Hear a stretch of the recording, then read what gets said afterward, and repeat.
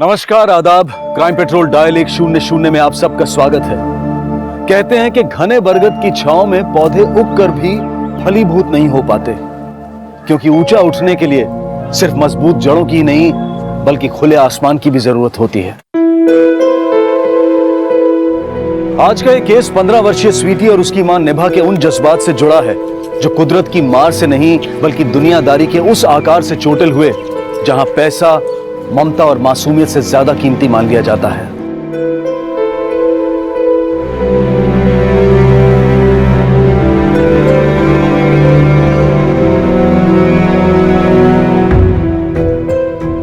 चलो अब तुम थोड़ी देर टीवी देखो और मैं मंदिर होके आती हूँ। ये लो।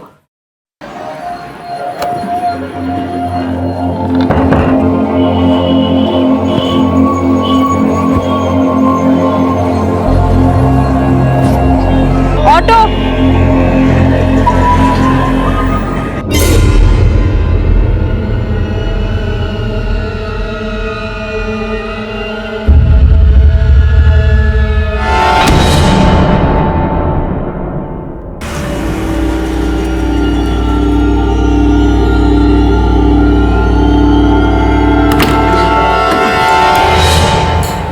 स्वीटी, व्हीलचेयर कहाँ गई?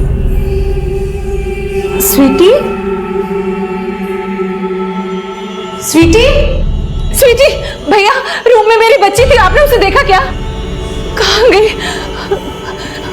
भैया रूम में मेरी बेटी थी, छोटी सी, उसको कहीं देखा क्या आपने?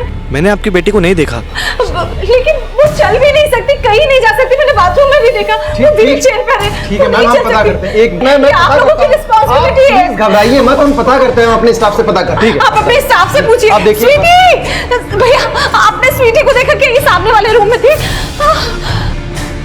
स्वीटी, स्वीटी, स्वीटी, स्वीटी, कहाँ जा सकती है मेरे बच्चे? कहाँ गई?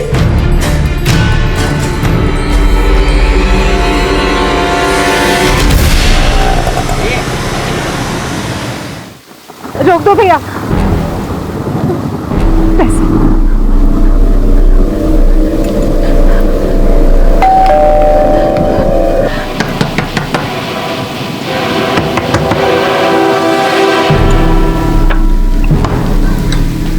निभा, तुम? स्वीटी कहाँ है? स्वीटी, स्वीटी यहाँ? शेखर, स्वीटी कहाँ है? हाँ मैं जानती हूँ तुम लोगों ने उसे। निभा, निभा स्वीटी यहाँ नहीं है। कहाँ छुपाया है स्वीटी को? बोलो शेखर, कहाँ छुपाया है स्वीटी को तुमने? ये सब क्या? तू अब क्या हाय तौबा मचाने आ गई? स्वीटी कहाँ है? निभा, तुम्हारा दिमाग खराब हो गया है क्या? दिमाग खराब नहीं हो गया, मेरा खून खोलना है शेखर। ओ भगोड़ी बहू, जबान संभाल के बात कर। स्वीटी सिर्फ तेरी बेटी नहीं है, शेखर की भी बेटी है। ये क्या ड्रामा कर रही हो? ड्रामा मैं नहीं कर रही हूँ शेखर, तुम कर रहे हो। हाँ? पहले मेरी जिंदगी बर्बाद की, अब मुझे मेरी बेटी छीन लेना चाहते हो।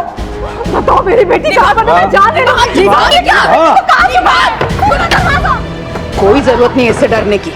अभी पुलिस को बुलाती हूँ, जेल ही भेजती हूँ इसे।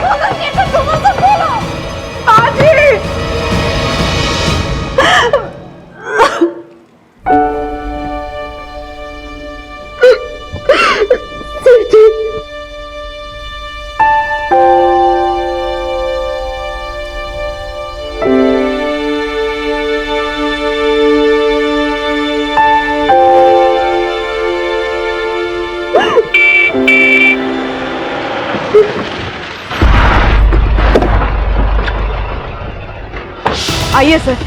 सर मैंने बुलाया था आपको, मैंने बंद करके रखा है उसे। शेखर तुम इतना गिर सकते हो, मैंने सोचा भी नहीं था। सही है, वो पागल मेरी बेटी को मारना चाहती थी। अरेस्ट कीजिए सर इसे। सर अरेस्ट मुझे नहीं, इन लोगों को कीजिए। इन्होंने मेरी बेटी को किडनैप किया और अब मुझे यहाँ बंद कर दिया था। अगर बंद नहीं करती ना तो मार डालती तू मेरे बेटे को।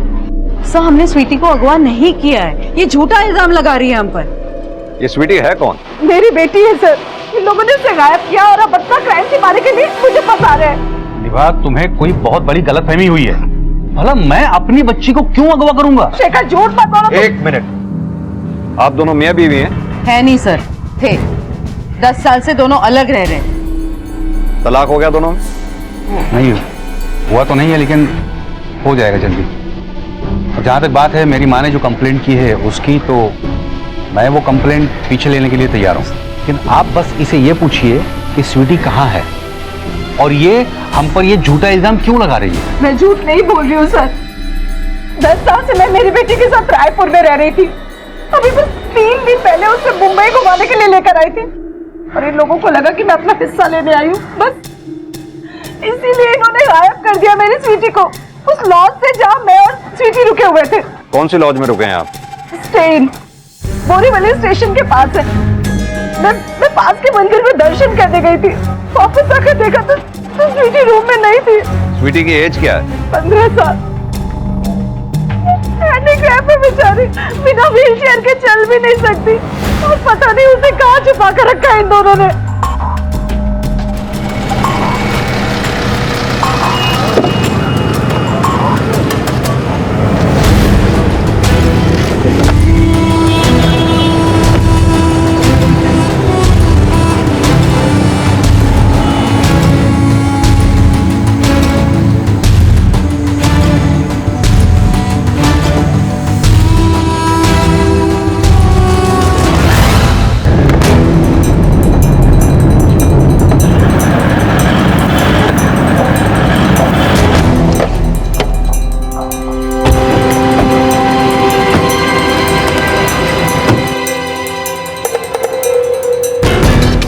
जी सर, ये और इनकी बेटी 3 दिन से यहीं रह रहे हैं, लेकिन हमें नहीं पता है कि इनकी बेटी अचानक कहाँ चली गई। ये कह रही हैं इनकी बेटी चल नहीं सकती और आप कह रहे हैं कि वो खुद कहीं चली गई। नहीं, मेरा मतलब था सर कि वो व्हीलचेयर तो चला लेती है ना, फिर वो कहाँ चली गई हमें नहीं पता है।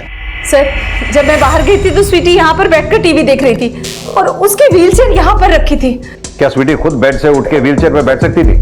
नहीं सर, बिना किसी की मदद के तो नहीं बैठ सकती। स्वीटी खुद कहीं नहीं जा सकती, लेकिन उसे कोई लेके तो जा सकता है ना। स्वीटी की मदर के एब्सेंस में कौन आया था स्वीटी के कमरे में जो उसे ले गया?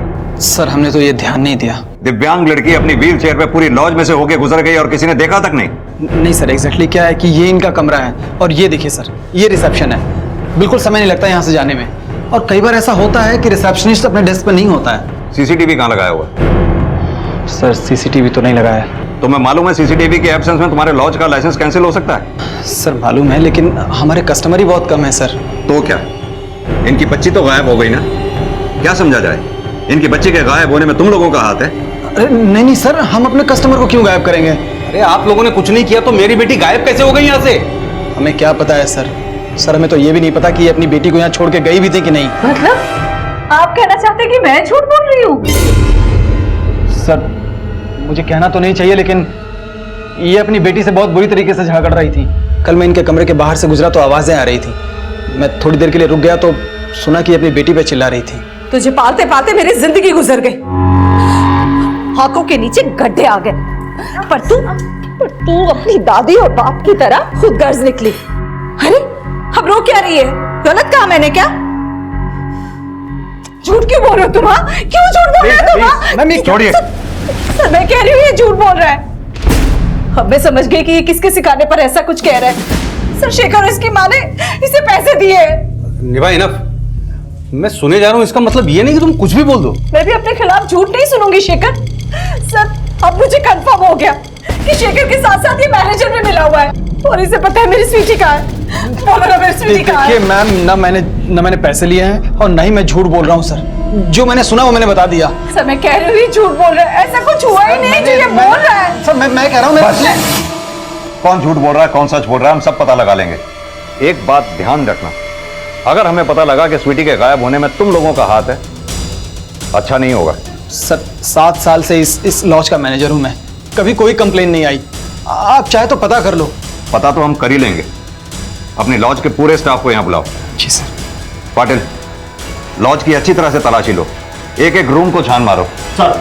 अनिल सर। भैया 3 चपाती। हाँ। और पनीर टिक्का मसाला और मिक्स वेज। एक पनीर टिक्का मसाला और एक मिक्स वेज। जी हाँ। और वनीला आइसक्रीम। भैया एक वनीला आइसक्रीम, थोड़ा जल्दी कर दो। हाँ ओके, थैंक यू। तुमने अपने लिए कुछ नहीं मंगाया? वैसे कम तो नहीं है ना? पैसे कम तो है, बट कोई बात नहीं, मैं बाहर टपरी से खा लूंगा। मजाक कर रहा हूँ पागल। ये जूते क्यों पहन रहे हो? मुझे ना थोड़ा अर्जेंट काम से बाहर जाना पड़ेगा। आज रात तुम्हें अकेले रहना पड़ेगा। तुम मत जाओ, मुझे तुम्हारे बिना डर लगेगा। तुम तो कहती थी तुम तो बहुत स्ट्रांग हो। स्ट्रांग तो हूँ, लेकिन डर भी लगता है। आखिर हूँ तो लड़की ही ना। मुझे तो पता नहीं था कि तुम लड़की हो। नहीं पता था। सॉरी बोला ना।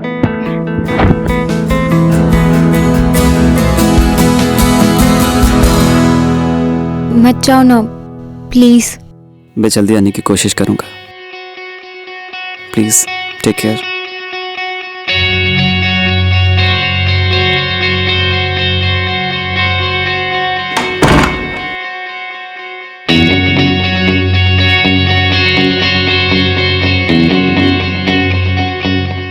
कोई तो होगा। सर, लॉज में स्वीटी का कोई लीड नहीं मिला। स्टाफ मेंबर से कोई क्लू? नहीं सर, लॉज के स्टाफ मेंबर अपने मैनेजर के खिलाफ कुछ नहीं बोल रहे हैं और ना ही किसी ने किसी संदिग्ध को स्वीटी को लॉज से बाहर ले जाते हुए देखा है। पाटिल, स्वीटी की व्हील चेयर का ना मिलना, उससे तो यही लगता है कि स्वीटी को उसकी मर्जी के साथ ही कहीं ले जाया गया, या फिर यह भी हो सकता है कि स्वीटी और उसकी व्हील चेयर दोनों को ही गायब किया गया हो। एक काम करो पाटिल, लॉज के मैनेजर और स्टाफ सबकी कुंडली निकालो, क्योंकि मुझे लगता है इन लोगों का कनेक्शन देह व्यापार से हो सकता है। सर, कहीं ऐसा तो नहीं कि स्वीटी के गायब होने में स्वीटी के फादर और दादी का ही हाथ हो? यह भी तो हो सकता है कि स्वीटी को गायब करने में स्वीटी की मां का ही हाथ हो, क्योंकि शेखर और उसकी मां ने भी तो स्वीटी की मां के खिलाफ ही बयान दिया था, और लॉज के मैनेजर ने भी स्वीटी की मां के खिलाफ ही बोला।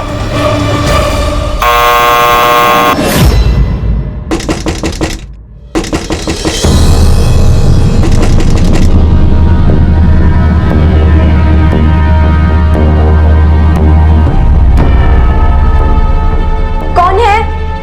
Room service.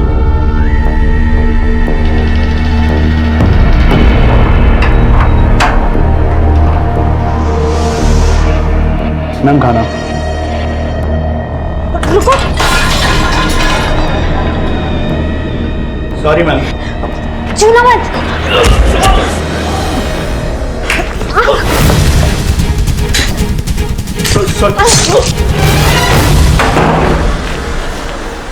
हमेशा व्हीलचेयर पर रहने वाली स्वीटी का अचानक एक लॉज से गायब हो जाना अभी तक तो रहस्य बना हुआ था, लेकिन वो लड़की कौन थी जो एक दूसरी लॉज से रूम सर्विस बॉय का मर्डर करके भाग गई थी?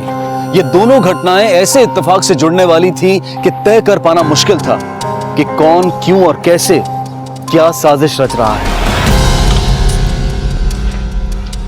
स्वीटी का कुछ पता चला? नहीं, लेकिन बेचारी निभा का रो रो के बहुत बुरा हाल हो रहा है। उसका बस चले ना शेखर, तो हमें बेच खाए वो। माँ, अब वो जैसी भी है तो आखिर एक माँ ही। लगता है शेखर उसने अपने माया जाल में तुझे फिर से फंसा लिया है ना? देख, स्वीटी कहीं नहीं गई है, किसी ने उसे कहीं छुपाया होगा, और यहाँ तेरी झूठी सहानुभूति हासिल करके तेरी जेब काटने का प्लान कर रही है।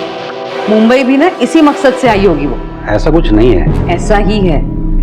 और देख, अगर वो पैसे मांगे ना तो देना मत।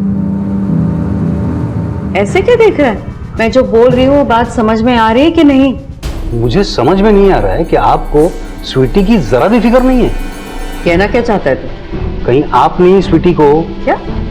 मेरा मतलब है, स्वीटी के इलाज के लिए मुझे निभा को हर महीने पैसे देने पड़ते थे, कहीं उसी वजह से आपने? ऐसा कुछ नहीं है शेखर, और जहां तक स्वीटी का सवाल है तो मैं भूल चुकी हूँ कि मेरी कोई पोती भी है।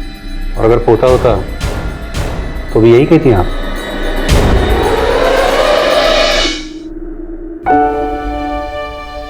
मम्मा, बोल बेटा। आपने कहा था दादी को पोता चाहिए था। एक बात पूछूं? पूछो। अगर मेरे आने से आपके पापा और दादी की लाइफ में प्रॉब्लम आनी थी तो अब मुझे भी पैदा नहीं करते। पता नहीं कि मैं माँ कैसी हूँ, पर इतना जरूर पता कि मैं तेरे बिना जी नहीं सकती, नहीं जी सकती। आइंदा से ऐसा कहना भी मत, सोचना भी मत, समझे? कभी नहीं।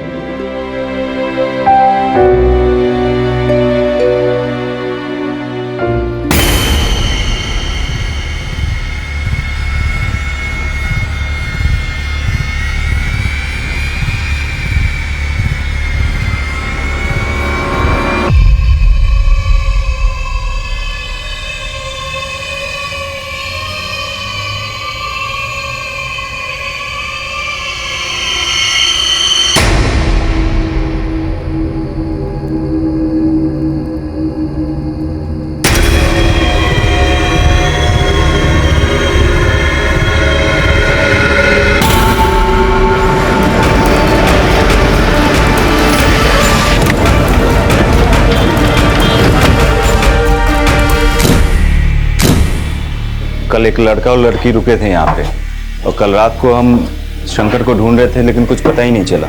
और आज सुबह इस रूम का फोन कोई रिसीव नहीं कर रहा था, डोरबेल भी कोई रिस्पॉन्स नहीं कर रहा था। और फिर जब हमने मास्टर की से दरवाजा खोला तो ये सामने वाले रूम में कौन रुका हुआ है? सर पूरा फ्लोर खाली है। Patel cupboard check करूंगे।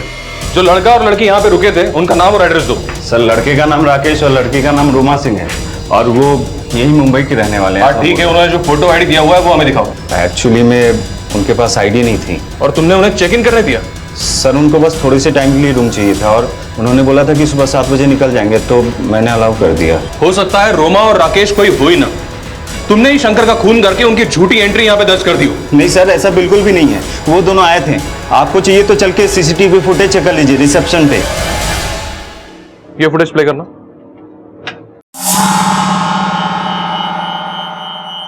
पॉज करो। इसका मतलब ये लड़का इस लड़की को यहाँ लेकर आया, और ये कैप और चश्मा इस लड़के ने उसकी आइडेंटिटी छुपाने के लिए पहना होगा। प्ले करो।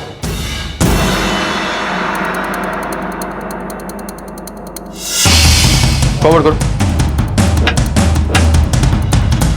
ये वेटर जा रहा है अंदर। ऐसा लग रहा है यही मर्डर करके भागी है। वो लड़का इस लड़की को अकेले रूम में छोड़ के कहाँ चला गया? सर कहीं ऐसा तो नहीं लड़के के एब्सेंस में लड़की को अकेला देखकर रूम सर्विस बॉय जबरदस्ती करने की कोशिश कर रहा हो, और फिर लड़की के हाथों उसका मर्डर हो गया हो? या फिर ऐसा भी हो सकता है कि वो लड़का इस लड़की को किसी कस्टमर के लिए यहाँ पे लाया, क्योंकि अगर ऐसा नहीं होता तो वो लड़का इस लड़की को छोड़ के जाता क्यों? एक काम करो, इस लॉज मैनेजर की और उस सर्विस बॉय की पूरी हिस्ट्री निकालो, और इस लड़का और लड़की की पहचान पता करने की कोशिश करो। आसपास के थानों में इनके पिक्चर सर्कुलेट करा। हाँ साहब, इस लड़की को मैंने लॉज से बाहर जाते हुए देखा था।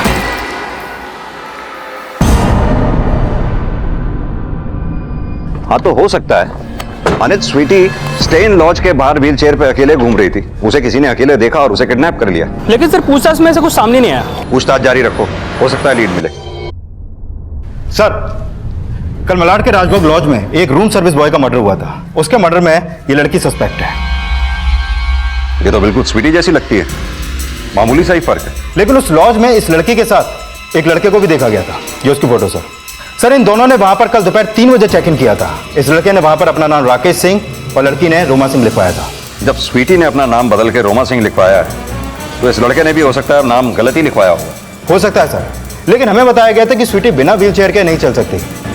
अगर रोमा को स्वीटी माना जाए तो एक बात अटपटी है सर। क्या? इस लड़की रोमा को उस लॉज में दोनों पैरों से चलते हुए देखा गया है। पटेल, रोमा और स्वीटी का एक दूसरे से चेहरा मिलना और रोमा का उसी दिन लॉज में चेक इन करना जिस दिन स्वीटी गायब हुई थी, इत्तेफाक तो नहीं हो सकता। जरूर कुछ ऐसा है जो हमसे छिपाया जा रहा है। इस स्वीटी के माँ बाप को बुलाओ। सर पिछले 12 साल से स्वीटी के पैर खराब हैं और आप कह रहे हैं कि मैं झूठ बोल रही हूँ। ऐसा क्या हुआ था स्वीटी के पैरों में जो वो चल नहीं सकती? जब वो 3 साल की थी उसके पैरों पर अलमारी गिर गई थी, तब से उसके पैर खराब है। हाँ ये सच है कि स्वीटी चल नहीं सकती थी, लेकिन आपको ऐसा क्यों लग रहा है कि इसमें कुछ झूठ है? क्योंकि ये लड़की कल रात राजभोग लॉज में अपने दोनों पैरों पर चलती हुई देखी गई। और इतना ही नहीं, लॉज के रूम सर्विस बॉय का इसने कत्ल किया और कत्ल करके भाग गई। सर आपको किसने कहा कि ये स्वीटी है? क्योंकि इसकी शक्ल स्वीटी से मिलती है। सर माना कि दोनों की शक्लें मिल रही है, लेकिन ये स्वीटी नहीं है। जरा गौर से देखिए, अगर ये स्वीटी नहीं है तो फिर कौन है जो मर्डर करके भाग गई? मुझे क्या पता सर, जब स्वीटी चल ही नहीं सकती तो वो किसी का मर्डर करके भाग कैसे सकती है? फिर तो आप इसे भी नहीं पहचानती होंगी कि ये कौन है। ये क्या है सर? मैं यहाँ मेरी बेटी के लिए परेशान हूँ और आप किसी का भी फोटो दिखाकर कह रहे हैं कि मेरी बेटी किसी का मर्डर करके भाग गई है। आप हमसे कुछ छिपा तो नहीं रही ना? नहीं सर, देखिए कुछ गलतफहमी हो रही है। सर स्वीटी दिव्यांग है लेकिन साथ में भोली भी है, और ऐसी बच्ची किसी का मर्डर कैसे कर सकती है?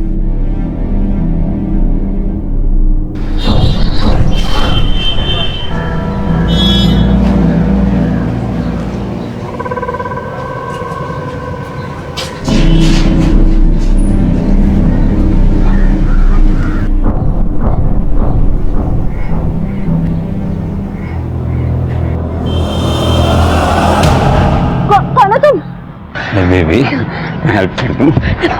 दूर हटो। सर मैंने स्टेन लॉज के मैनेजर के कॉल रिकॉर्ड चेक किया और उसके बारे में भी पता किया, लेकिन कुछ भी सस्पिशियस सामने नहीं आया। सबसे ज्यादा सस्पिशियस तो यह है पाटिल कि ये रोमा और स्वीटी वाकई दो अलग अलग लड़कियां हैं, या फिर स्वीटी के बारे में जो भी हमें इंफॉर्मेशन दी गई है वो झूठ है। ये स्वीटी के माँ और बाप दोनों पर ही विश्वास नहीं किया जा सकता। दोनों पे नजर रखो। सर,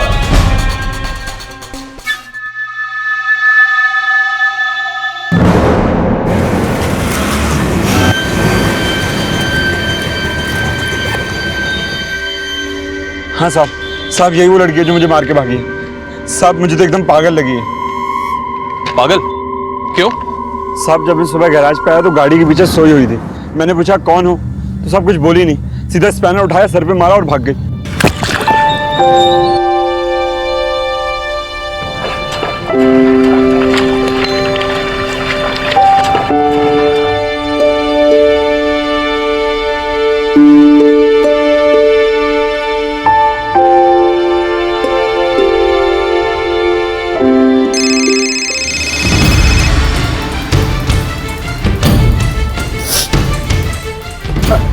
हेलो, क्या क्या? हाँ ठीक है, मैं आ रहा हूँ मैं। अरे कहाँ जा रहे हो? बस रोक दीजिए।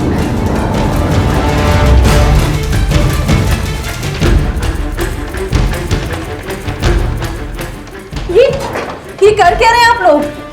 तलाशी ले रहे हैं। तलाशी? आप ऐसे कैसे मेरा सामान छू सकते हैं? क्योंकि हमें यकीन है कि वो लड़की स्वीटी ही थी जो राजभोग लॉज से मर्डर करके भाग गई थी। सर आप फिर से ये सब? जी हाँ, फिर से, क्योंकि उसने फिर से एक आदमी को घायल किया और वहां से भाग गई। सर हमने कितनी बार कहा थी स्वीटी चल नहीं सकती है, फिर भी आप बार बार वो भाग गई कहे जा रहे हैं। आपके पास कोई प्रूफ है कि स्वीटी चल नहीं सकती? प्रूफ चाहिए ना आपको? जी देती हूँ प्रूफ। ये देखिए उसकी मेडिकल रिपोर्ट्स, देखिए। सर इन रिपोर्ट्स के मुताबिक स्वीटी ना सिर्फ चल नहीं पाती होगी, बल्कि उसकी बॉडी में और भी कई सारे कॉम्प्लिकेशंस हैं। उससे पहले अस्थमा की बीमारी भी रह चुकी है, किडनी में माइल्ड स्टोन भी ट्रेस किया गया था, और हाँ माइग्रेन भी है उसे। Thank you doctor. स्वीटी के मेडिकल रिकॉर्ड्स ये इशारा कर रहे थे कि स्वीटी के माता पिता ने स्वीटी के बारे में जो कुछ भी बताया था वो सच था, लेकिन ये यकीन कर पाना भी नामुमकिन था कि एक आदमी की हत्या और एक आदमी को बुरी तरह से घायल करके भागने वाली लड़की स्वीटी नहीं कोई और थी। अगर वो लड़की स्वीटी नहीं थी तो फिर कौन थी, और उसके द्वारा किए गए अपराध और स्वीटी की गुमशुदगी का असल भेद क्या था? क्या स्वीटी के माता पिता पुलिस को गुमराह कर रहे थे या फिर वो खुद गुमराह हो रहे थे? आप हमारी बच्ची को ढूंढने के बजाय हम ही लोगों से पूछताछ कर रही हैं। आपकी बच्ची को ढूंढने के लिए ही ये पूछताछ हो रही है। आप लोग जो भी जानते हैं साफ साफ बताइए, नहीं तो हो सकता है आपकी बच्ची की जान को खतरा हो। सर एक बात बतानी है आपको, इस लड़की की शक्ल स्वीटी से मिलना इत्तेफाक नहीं बल्कि हो भी सकता है, क्योंकि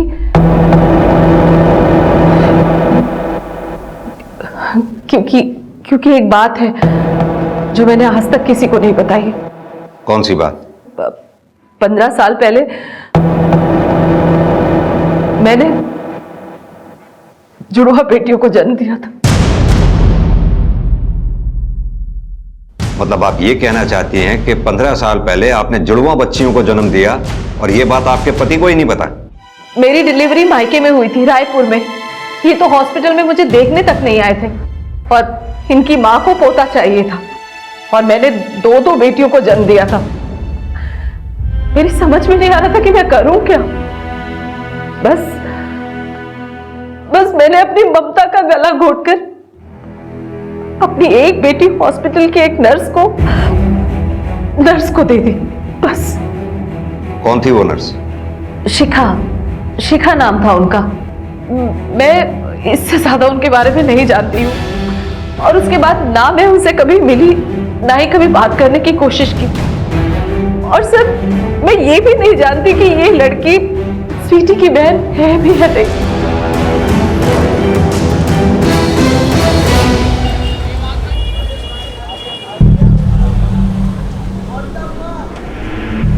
रुक रुक रुक रुक रुक, चोर कहाँ भाग गई?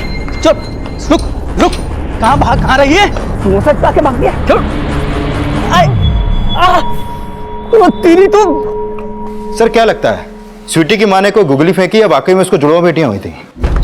पाटिल, अगर ये निभा झूठ बोल रही है तो इसका झूठ ज्यादा देर तक टिक नहीं पाएगा। लेकिन हाँ, अगर ये सच बोल रही है तो पता यह करना होगा कि स्वीटी के गायब होने का राज क्या है और ये लड़का कौन है।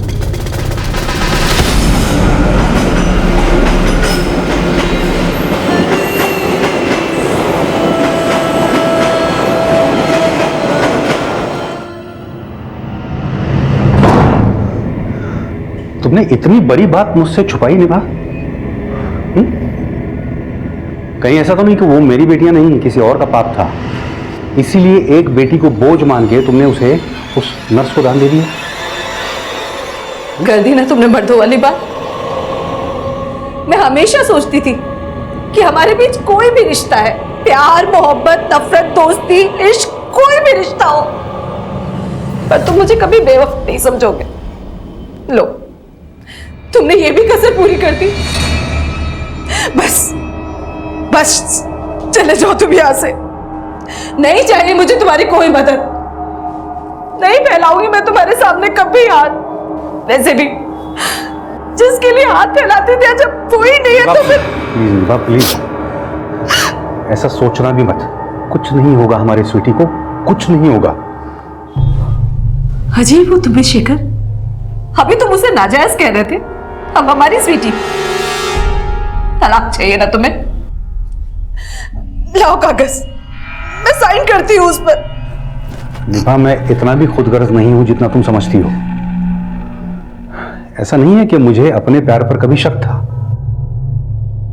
पता नहीं ये रिश्ता कभी निभ ही नहीं पाया। लेकिन अगर तुम चाहो तो निभा, हम फिर से एक नई शुरुआत कर सकते हैं।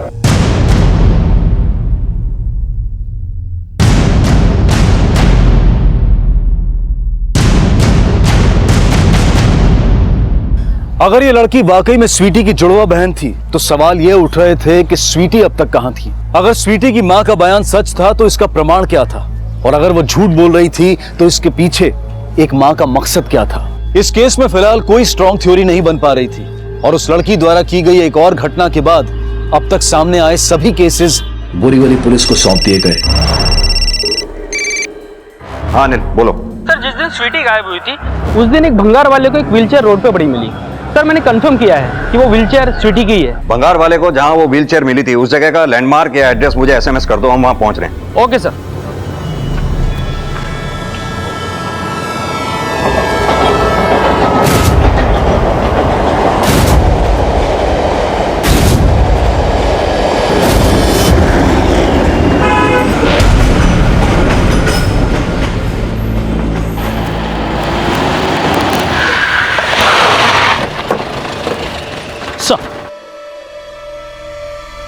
सर, यहाँ ये जगह पे व्हीलचेयर पड़ी मिली सर, लेकिन आसपास किसी ने स्वीटी को नहीं देखा। सर ये जगह स्टे इन लॉ से ज़्यादा दूर नहीं है। सर अगर मान लिया जाए कि स्वीटी की बहन रोमा और उस लड़के राकेश ने मिलकर स्वीटी को किडनैप किया है, तो किडनैपिंग जरूर यहीं पर हुई होगी। आसपास अच्छी तरह से पूछताछ करो, शायद किसी ने कुछ देखा हो। जहां जहां सीसीटीवी है सबकी फुटेज चेक करवाओ। और हाँ अनिल, वो चाय वाले की टपरी कहाँ है जिसने स्वीटी को व्हीलचेयर पे देखा था? सर, स्टे इन लॉज के बाजू में ही।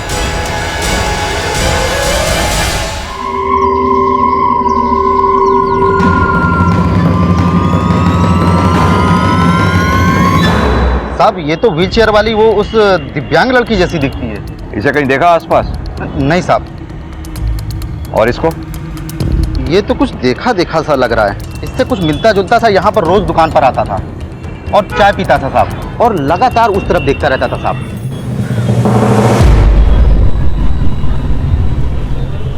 साहब आपकी चाय। अरे साहब आप भी देख उधर रहे हैं, चाय इधर ले रहे हैं। ठीक है। लेकिन साहब उसके मूंछ नहीं थी, और चश्मा और टोपी में भी मैंने कभी नहीं देखा। एक मिनट सर। हेलो, क्या?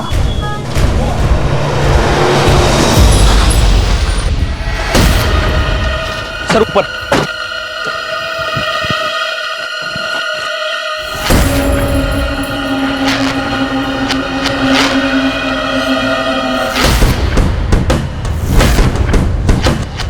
तो राकेश है।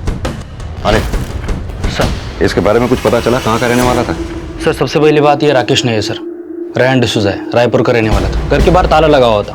स्वीटी की माँ भी तो रायपुर की रहने वाली है, और स्वीटी की माँ के बयान के मुताबिक वो नर्स शिखा वो भी रायपुर की रहने वाली है, जिसे स्वीटी की बहन को गोद दिया था।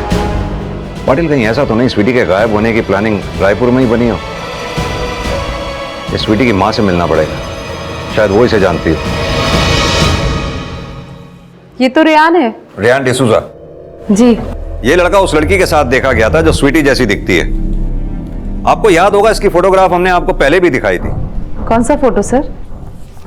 ये फोटो। सर इस लड़के की मूछें हैं, चश्मा पहना हुआ है, कैप पहनी हुई है। मैंने रेहान को कभी इस वेश में नहीं देखा, तो कैसे पहचान पाती मैं? रेहान को कैसे जानती हैं आप? सर रेहान मेरी बेटी स्वीटी को ट्यूशन पढ़ाता था, उसके पेरेंट्स नहीं थे, तो कॉलेज के साथ साथ वो किसी मेडिकल शॉप में भी काम करता था, और ट्यूशन पढ़ाने के साथ साथ कभी कभार हमारे कह देने पर वो हमारे घर का छोटा मोटा काम भी कर दिया करता था। एक बात बताइए, रेहान रायपुर का रहने वाला था, वो पिछले 1 महीने से मुंबई में फ्लैट किराए पे लेकर क्यों रह रहा था? क्या रेहान मुंबई में फ्लैट किराए पे लेकर रह रहा था? जी, और उसी फ्लैट में उसकी लाश मिली है। क्या कह रहे हैं आप? रेहान मर गया? जब तक इन जुड़वा बच्चियों का सच सामने नहीं आ जाता, इस केस को कोई नया एंगल नहीं मिलेगा। पाटिल, रायपुर चलने की तैयारी करो।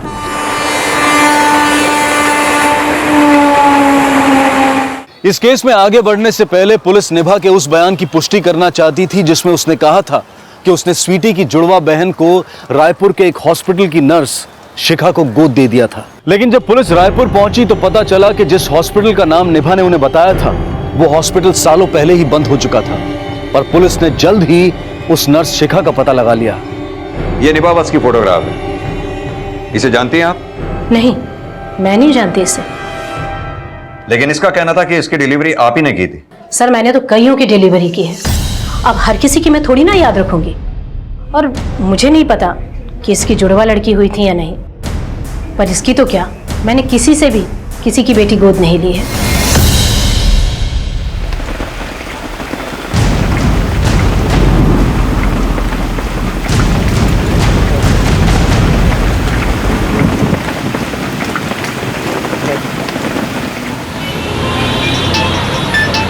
Excuse me sir. हेलो। अरे दरवाजा खोलो, क्या चल रहा है अंदर? खोलो।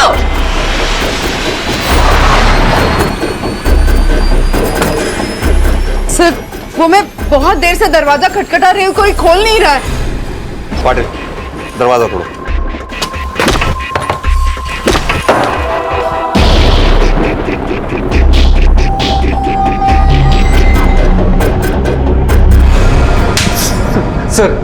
सर मैंने निभा को नहीं मारा है सर। नहीं मारा तो फिर चाकू तुम्हारे हाथ में क्यों था? सर मैं बाहर से घर लौटा तो दरवाजा कोई खोल नहीं रहा था, इसलिए मैंने जब अपनी चाबी से दरवाजा खोला तो निभा खून में लथपथ पड़ी।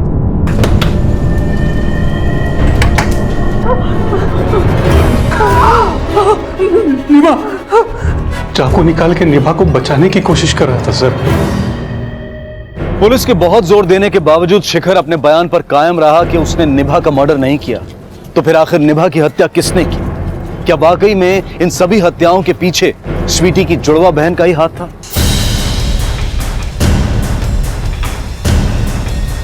पाटिल, जो औरत जुड़वा बच्चियों की झूठी कहानी बना सकती है वो औरत झूठी मेडिकल रिपोर्ट भी बनवा सकती है। पाटिल, मुझे लगता है कि हमें फिर से रायपुर जाना पड़ेगा। सर जो मेडिकल रिपोर्ट हमें दिखाई गई थी उससे तो साफ है कि स्वीटी चल ही नहीं सकती है। हमें उस हॉस्पिटल से डेटा निकलवाना होगा जहां निभा की डिलीवरी हुई थी, तभी इन जुड़वा बच्चियों का सच सामने आ पाएगा। और उससे पहले उस मेडिकल शॉप पर भी चलना होगा जहां रेहान काम किया करता था।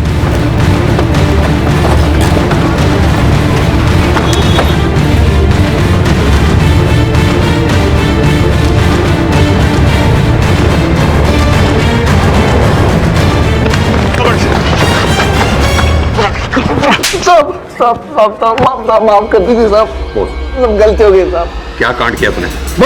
साहब मैं और रेहान नकली मेडिकल सर्टिफिकेट बनाते थे साहब। हमने एक सेट के लिए काम किया, उसने 4 लाख रुपए दिए साहब हमको। अब यहाँ पैसे लेके भाग गया साहब मेरे।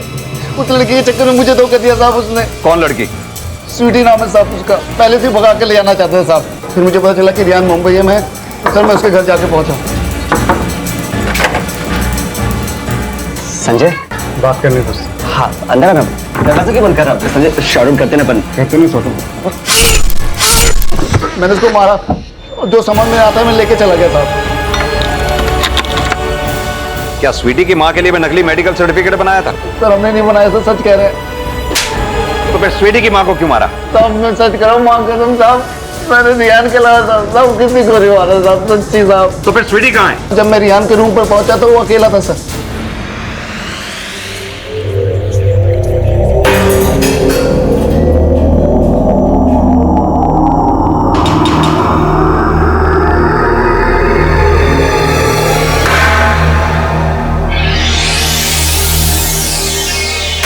सर ये निभा की डिलीवरी रिपोर्ट।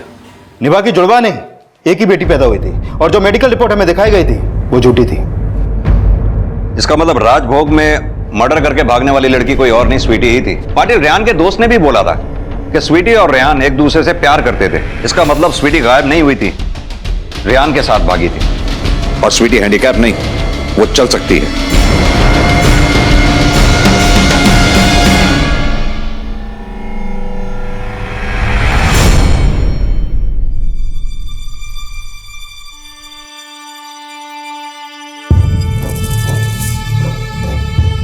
अगर स्वीटी रेहान के साथ भागी थी तो फिर रेहान स्वीटी को लॉज में अकेले छोड़कर क्यों गया? और स्वीटी की मां निभा के मर्डर का क्या राज है? क्या निभा ये जानती थी कि स्वीटी चल सकती है?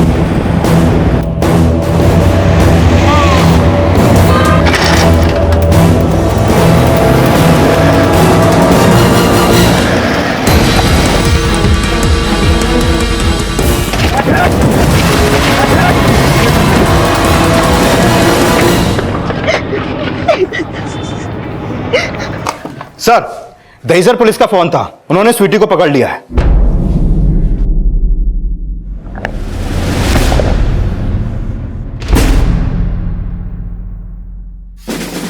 जब मैं 3 साल की थी तब एक एक्सीडेंट हुआ था जिसमें घर में रखी पुरानी अलमारी मेरे पैर पर गिर गई। मेरे पैर की हड्डियां टूट गई और मुझे उस व्हीलचेयर पर बैठना पड़ा। लेकिन मम्मा ने मुझे कभी उस व्हीलचेयर से उठने ही नहीं दिया, क्योंकि मेरे इस हालत के कारण मेरे पापा मेरा कुछ ज़्यादा ही ध्यान रखने लगे थे। मेरे इलाज के लिए हर वक्त मम्मा को पैसे देते रहते। मम्मा ने उनसे कहा था कि मेरे पैर हमेशा के लिए खराब हो चुके हैं। उनसे क्या, मम्मा ने तो मुझे भी यही यकीन दिलाया था। लेकिन रेहान ने मुझे बहुत कॉन्फिडेंस दिया कि मैं चल सकती हूँ। और जब मैं अपने पैरों पर खड़ी हुई तब मम्मा घर आई और मुझे पहली बार अपने पैरों पर खड़े होते हुए देखा। आज मैं बहुत खुश हूँ, बहुत खुश हूँ। आज मैं मेरी बच्ची चल सकती है। मैं ना तेरे पापा को फोन करती हूँ। क्या हुआ मम्मा? स्वीटी, अगर तेरे पापा हर महीने पैसे नहीं भेजेंगे तो घर का खर्चा कैसे चलेगा?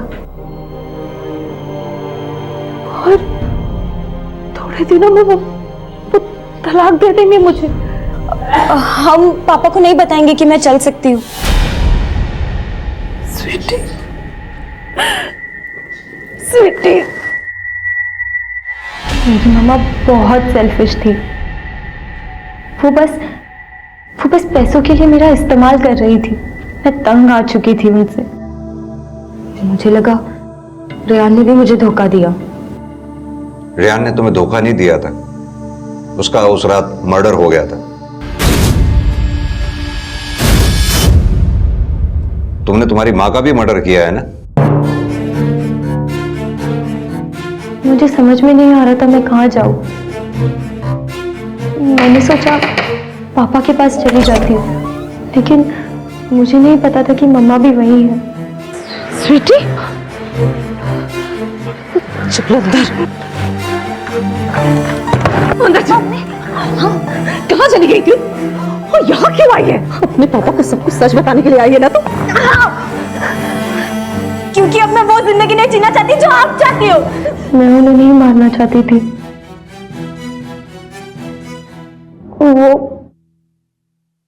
वो मुझे मारना चाहती थी।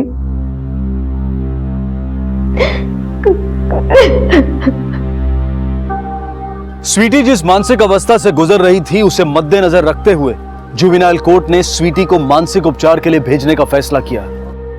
हम सब ये उम्मीद करते हैं कि स्वीटी जल्द ही मानसिक रूप से स्वस्थ होकर एक सफल और अच्छी नागरिक जरूर बनेगी और समाज के लिए एक उदाहरण पेश करेगी। देखते हैं हमारे आज के एपिसोड की दूसरी कहानी।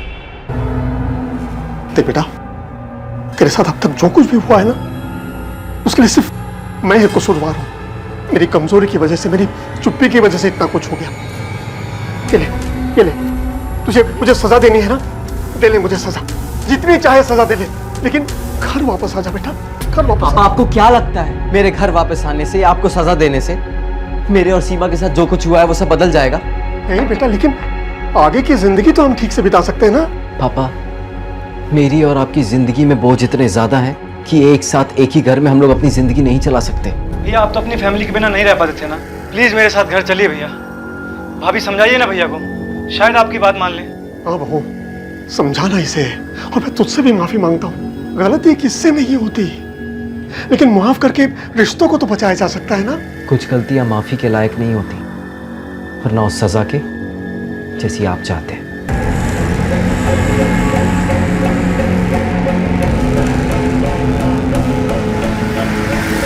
केशव अपने टूटे हुए परिवार को जोड़ना चाहते थे, अपने बेटे और बहू को साथ घर ले जाना चाहते थे। आखिर इस परिवार में ऐसा क्या हुआ था कि एक बाप अपने बेटे को वापस पाने के लिए अपना आत्मसम्मान भी खोने को तैयार था?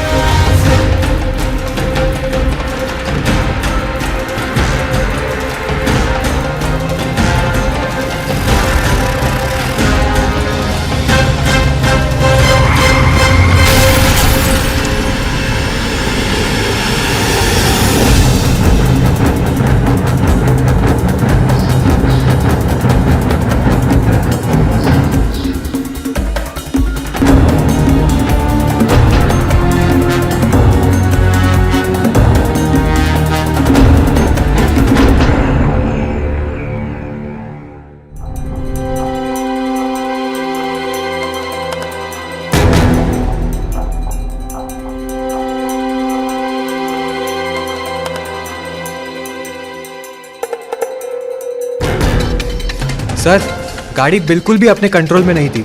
पता नहीं सर, चलते चलते अचानक से रॉन्ग साइड पर आ गई। ये तो उनकी किस्मत अच्छी थी कि टेम्पो से टकराने से बच गई। ठीक है, पीछे आओ, 1 मिनट। तुषार, गाड़ी में सिर्फ 2 डेंट हैं। एक्सीडेंट का इम्पैक्ट इतना स्ट्रांग नहीं कि इनकी मौत हो सके। सर, गाड़ी के अंदर कोई भी जिंदा नहीं बचा। सर, बाहर से किसी को कोई चोट भी नहीं लगी। सर, मुझे तो ये देख के मौत की वजह एक्सीडेंट नहीं लगती। गाड़ी में ना तो कोई स्ट्रगल हुआ है, ना ये लूटपाट का केस है। सर, ऐसा भी तो हो सकता है किसी ने जहर देकर सबको मार दिया। Not possible. तुम एक काम करो, ये बॉडीज को पोस्टमार्टम के लिए भेजो, ठीक है? और फॉरेंसिक को इन्फॉर्म करो सर। और ये गाड़ी को पुलिस स्टेशन लेकर आओ। सर, गाड़ी के अंदर से मोबाइल फोन और पर्स मिला। इसमें जरूर उनकी फैमिली के नंबर होंगे। तुम एक काम करो, नंबर निकालो और इन्फॉर्म करो उनको, ठीक है?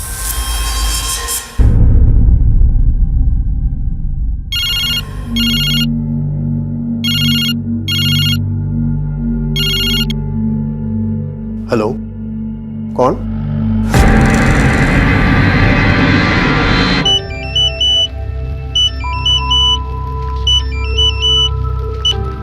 हेलो, हाँ मैं तन्मय बोल रहा हूँ। आपको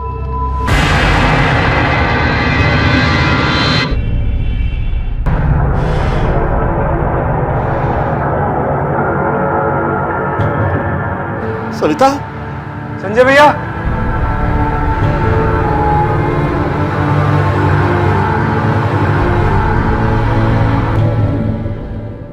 देखिए, इस मौत की क्या वजह है ये हमें पोस्टमार्टम रिपोर्ट के आने के बाद ही मालूम पड़ेगा। लेकिन हमारी इन्वेस्टिगेशन के हिसाब से जो हमने स्टडी किया है वो ये है कि ये सिर्फ एक रोड एक्सीडेंट नहीं है। एक बात बताइए, आपका कोई दुश्मन है या फिर आप किसी पे शक करते हैं? नहीं सर, हमारी तो एक छोटी सी ऑटो पार्ट्स की दुकान है। हमारी किसी से कोई दुश्मनी नहीं है सर। हम तो हमारे बेटे संजय की शादी की तैयारी में लगे थे सर। 2 हफ्ते बाद उसकी शादी थी। जी हाँ सर, और इसी सिलसिले में संजय भैया और माँ हमारी होने वाली भाभी और उनकी माँ को लेकर गुना से भोपाल आ रहे थे सर। क्यों? सर हम चाहते थे कि हमारी बहू की शादी की खरीदारी हम उसकी पसंद से ही करें, इसीलिए उन्हें भोपाल ले आ रहे थे सर। इसका मतलब यह है कि आप लोग गुना से भोपाल ट्रैवल कर रहे थे और यह हादसा गुना से 3 घंटे के बाद में हुआ। केशव जी, आपके सिर्फ 2 ही बेटे या? नहीं सर, हमारा एक और बेटा है, राकेश। वो अपनी पत्नी के साथ पुराने भोपाल में रहता है। तो आपने उसे खबर करने की कोशिश नहीं की? नहीं सर, अभी अभी तो आप लोगों का फोन आया और हम भागते हुए यहाँ चले आए। सर आखिर किसने किया होगा सर ये? देखिए, किसने किया, कैसे हो, ये हम पता लगाने की कोशिश कर रहे हैं। एक बार काजल की फैमिली गुना से यहाँ आ जाती है तो हमें सारी पिक्चर क्लियर हो जाएगी।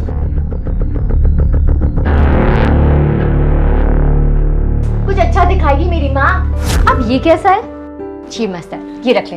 ओह, सारे अच्छे अच्छे कपड़े रख लो। जीजू को इम्प्रेस करना है? तू ना चुप कर। मैं चुप हो गई मेरी प्यारी दीदी। जब आप 2 हफ्ते बाद चली जाओगी तो मेरी आवाज सुनने को कहाँ मिलेगी? काजल, ये तुम्हारे सारे कपड़े मैंने प्रेस करवा दिए। मैं बैग। माँ जी, रास्ते के लिए कुछ बना दूं? अरे नहीं, रहने दो।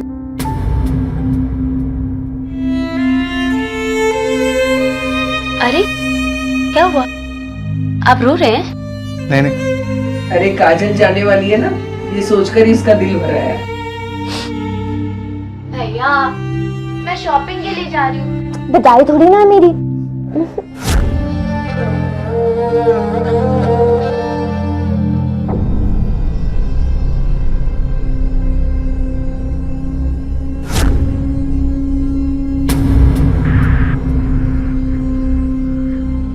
मैं आप लोगों के दुख को अच्छी तरह से समझ सकता हूं। पोस्टमार्टम की रिपोर्ट अभी तक नहीं है, लेकिन एक बात कंफर्म है कि उन चारों में से किसी को भी एक्सटर्नल इंजरी नहीं हुई है और हमें ये शक है कि ये सिर्फ एक रोड एक्सीडेंट नहीं है। आप लोग बता सकते हैं कि वो कौन इंसान है जो आपकी फैमिली को मारना चाहता है? सर ऐसा तो कोई भी नहीं है सर। सर किसी से कोई झगड़ा नहीं था और घर में छोटी मोटी बातें तो चलती रहती है सर। उसके लिए कोई किसी की जान तो नहीं ले लेता ना सर। 2 हफ्ते बाद दीदी की शादी थी, घर में सब बहुत खुश थे और अब ये हो गया।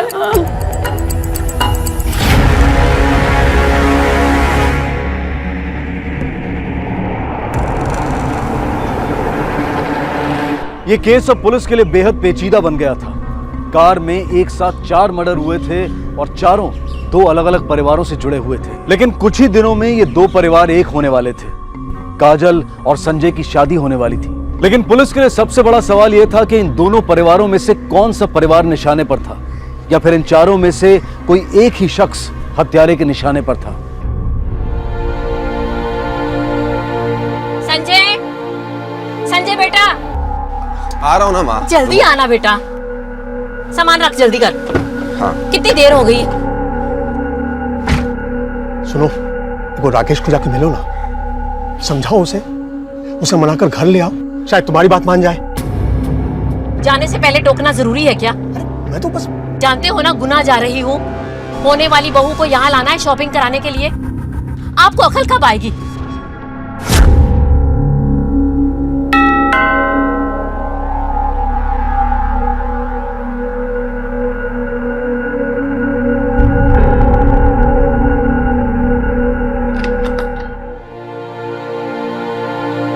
तुम तेरी माँ जो जीते जी ने कर पाई, उसके जाने के बाद हो गया।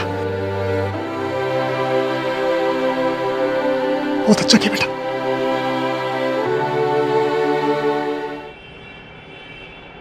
सर, गुना पुलिस को तन्मय के परिवार के बारे में ऐसा कुछ भी नहीं मिला जिससे उन लोगों पर शक किया जा सके। लेकिन संजय के फैमिली में ऐसे कई राज छिपे हैं जो अभी तक पूरी तरह से सामने नहीं आए।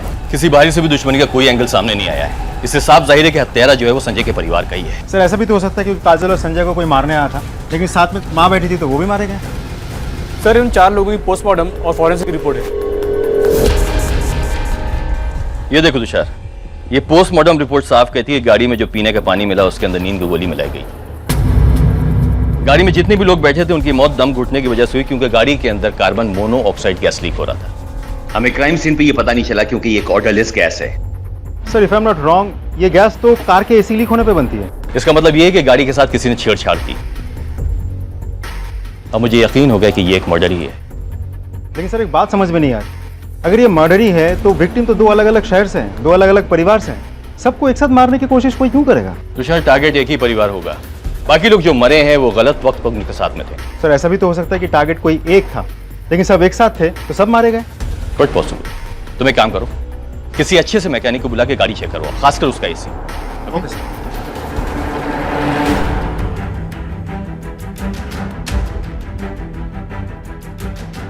सर एसी का पाइप तो काटा ही गया, साथ ही गाड़ी के वेंट्स में भी टेप लगाकर इसे बंद किया गया। मतलब अंदर से बाहर निकलने वाली हवा के सारे रास्ते बंद कर दिए गए? जी सर। और सर इस कंडीशन में अगर एसी चालू रहती है तो गाड़ी के अंदर जहरीली गैस बनती रहती है। इसका मतलब यह है कि किसी ने वेंट को अच्छी तरह से टेप किया, उसके बाद में एसी का पाइप काटा ताकि आराम से गैस गाड़ी के अंदर जा सके। फिर किसी ने पानी की बोतल ली और उसमें नींद की गोली मिला दी। नींद के नशे में लोगों को मालूम नहीं पड़ गया गैस लीक हो रही है, और जब काजल ने गाड़ी चलाई तो उसको भी नींद आ गई और गाड़ी आउट ऑफ कंट्रोल हो गई। ये जो कुछ भी हुआ है रास्ते में हुआ है, गुना से निकलने के बाद। हाँ सर, क्योंकि नींद की गोली करीब 20 से 30 मिनट लेती है अपने इफेक्ट दिखाने के लिए। लेकिन जिस किसी ने भी इस काम को अंजाम दिया है ना, उसे कार की बहुत अच्छी नॉलेज है।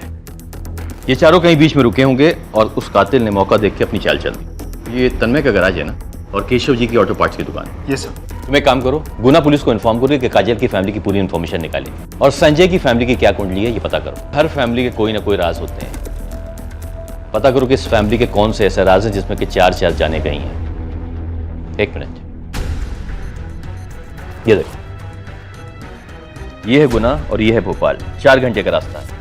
अगर गुना में एसी का पाइप काटा गया होता तो उन लोग को एहसास हो जाता लीकेज का, या अगर लीकेज का एहसास नहीं भी होता तो उनकी मौत हो जाती जो कि गुना के पास में होती।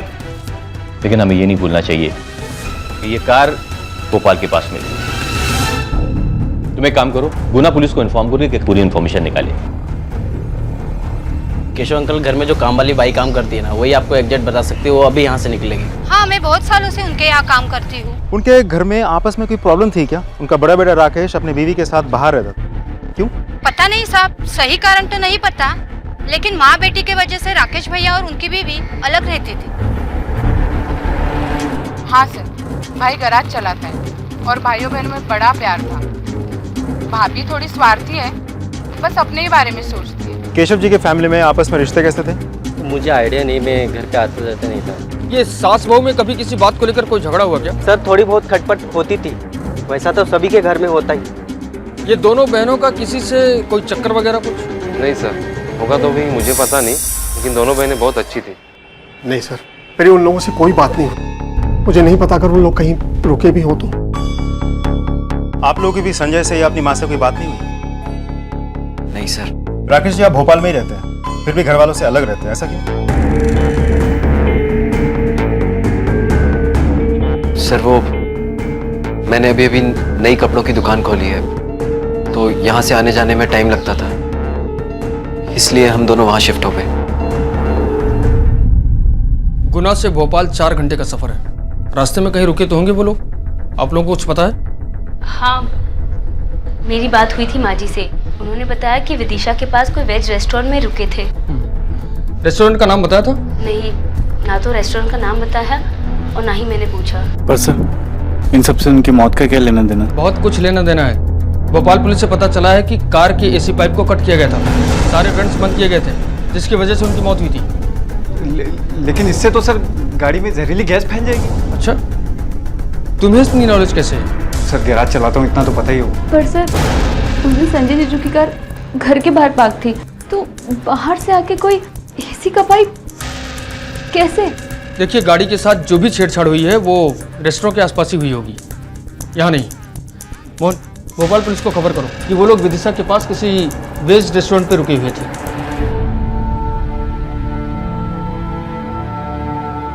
सीमा, चलो बेटा, जा रहा है तू? मन जाना बेटा। तूने तो अब तक अपने भाई और माँ की तस्वीर पर फूल तक नहीं चढ़ाई। अब तो अपने माफ कर दे। पापा, ये दिखावे के लिए चौथे की रस्म करके उनकी तस्वीरों पे फूल चढ़ा के आपको क्या लगता है जो कुछ हुआ इसको बदला जा सकता है? राकेश, अगर बदला नहीं जा सकता तो फिर हम यहाँ खड़े क्यों हैं? क्यों हम बीती बातों को नहीं भूल सकते? अगर तुम भूल सकती हो तो रहो यहाँ पे, मैं नहीं रह सकता। भैया रुक जाइए। रुक जाओ ना बेटा। बेटा राकेश,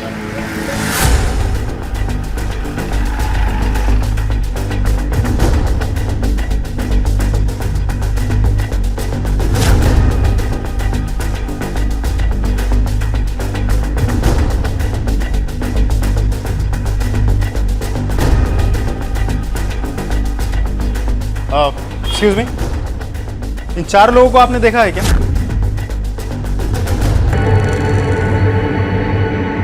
एक मिनट मुझे देना। हाँ साहब, मैंने देखा है, ये खाना खाने के लिए आए थे यहाँ पे।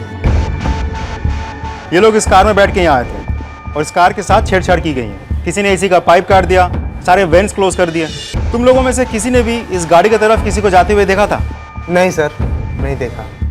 देखिए, इस कार के अंदर से हमें पानी की बोतल मिली, तो ऐसा भी हो सकता है कि पानी की बोतल्स आपकी इस रेस्टोरेंट से खरीदी गई हो। सर, जहाँ तक मुझे याद आता है कि हाँ, ये लड़की थी, इसी ने पानी की बोतल खरीदी थी साहब। एक्सक्यूज मी जी। अब पानी की बोतल। जी देता हूँ।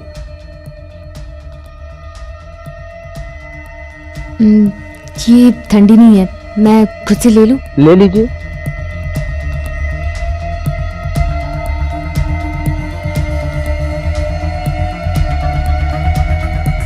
पानी में नींद की गोली मिलाई गई थी। सर, यहाँ से तो सिल्ड पैक ही लिया था, उसके बाद वो बाहर चली गई अपनी गाड़ी की तरफ, और गाड़ी में उसने पानी रखा और फिर वापस भी आ गई थी यहाँ। इन 4 लोगों को छोड़कर किसी और को गाड़ी की तरफ जाते हुए देखा था? गाड़ी के आसपास जाके पानी की बोतल में कुछ मिलाते हुए देखा था? नहीं सर, नहीं देखा हम लोगों ने।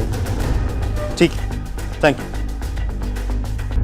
तुषार, ये तो तय कि गाड़ी के साथ छेड़खानी हुई है और रेस्टोरेंट पर हुई है, तन्मय के घर पर नहीं। क्योंकि तन्मय के घर पे अगर ऐसा होता तो गाड़ी में बैठे जितने भी लोग हैं उनको गैस लीक होने का अंदाजा हो जाता। सर, ऐसा भी तो हो सकता है क्रिमिनल रेस्टोरेंट पे आया, गाड़ी के साथ छेड़छाड़ की, पानी लिया और पानी में नींद की दवाई मिला दी। अब रेस्टोरेंट में बहुत सारे लोग थे तो किसी ने नोटिस नहीं किया होगा। लेकिन जिसने भी ये काम किया वो कार की अच्छी नॉलेज रखता है। सर, मुझे तो लगता है वो क्रिमिनल संजय या काजल, दोनों में से किसी भी फैमिली से हो सकता है। हो सकता है। तो मैं काम करूँ, संजय और काजल की जितने भी फैमिली के मेंबर्स हैं उनके फोन रिकॉर्ड चेक करो, उनके फोन का लोकेशन भी पता करो। Okay okay sir. क्या पक रही है तुम? तुम्हारा दिमाग तो ठिकाने पर है? ऐसी बातें करके तुम मुझे फांसी लगवाना चाहती हो? मैं तो बस ऐसे ही बोल रही थी। ऐसे ही? ऐसे का क्या मतलब?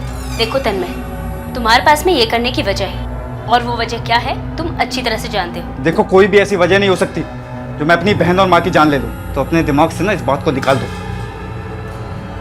वैसे मुझसे बड़ी वजह ना तुम्हारे पास है।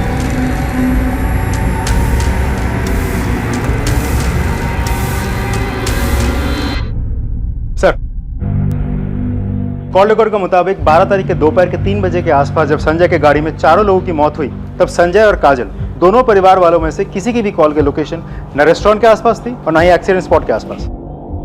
हो सकता है उन लोगों ने किसी को हायर किया हो। सर, दोनों फैमिलीज गाड़ी के बिजनेस में जुड़े हैं, तो मैकेनिक टाइप किसी के साथ जान पहचान होना तो बहुत ही नॉर्मल है। देखो तुषार, ये मर्डर जो है भोपाल के पास में हुआ है, इसलिए संजय की फैमिली के इन्वॉल्वमेंट के चांसेस बहुत ज्यादा है। ये अपना केशव है ना, जिसकी ऑटो पार्ट्स की दुकान है, वहां पर जो उसके जितने भी एम्प्लॉइज हैं सबसे बातें करो, उनके फोन रिकॉर्ड चेक करो, जो भी क्लू मिलता है लेकर आओ। Okay sir.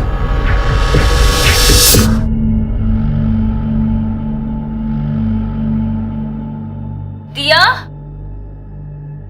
कब से बुला रही हो दिया? ये लो, खाना खा लो। आप खाओ, अब तो ऐश है ना आपकी, खाना खाओ पियो, मेरी फिक्र मत करो, मजे करो अब तो। मैं मजे नहीं कर रही हूँ दिया, मैं एक तकलीफ से गुजर रही हूँ तो तुम में से किसी को समझ नहीं आएगी। मेरे साथ जो हुआ, भगवान न करे किसी और के साथ हो। हाँ, तभी मरवा दिया मेरी माँ और दीदी को, तो ठंडक पड़ गई होगी ना आपके दिल में। चुप करो दिया, कुछ भी बोले जा रही हो, पागल हो गई हो क्या तुम? क्या गलत कह रही हूँ मैं? अरे बस करो तुम दोनों, और अगर नहीं होता तो एक काम करो, मुझे जहर दे दो।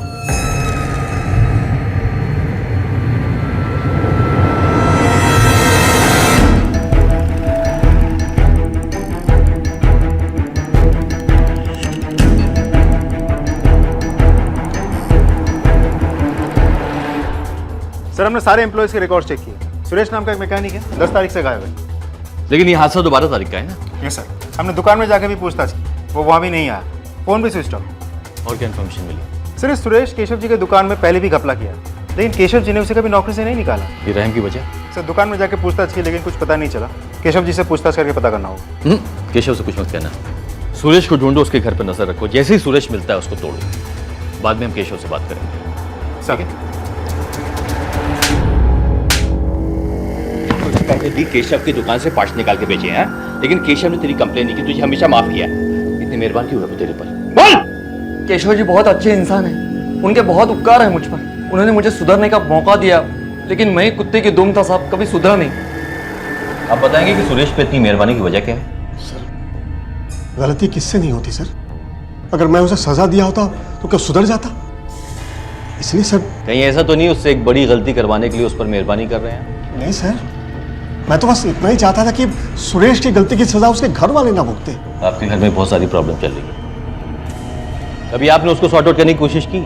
आपको क्या लगता है हमको मालूम नहीं है? हम अच्छी तरह से जानते हैं कि कोई करीबी कातिल है, हम तो सिर्फ उसकी वजह ढूंढ रहे हैं। सर, प्रॉब्लम किस घर में नहीं होती सर? और इसी प्रॉब्लम को दूर करने के लिए आपने सुरेश से अपनी बीवी और बेटे को मरवा दिया, और यहाँ बैठ के अच्छा बनने का नाटक कर रहे हैं आप। सर, ऐसा लगता है आपको? तो ठीक है ना सर, फांसी पे चढ़ा दीजिए मुझे, जो चाहे वो सजा दे दीजिए, मंजूर है मुझे। ठीक है, आप जाइए।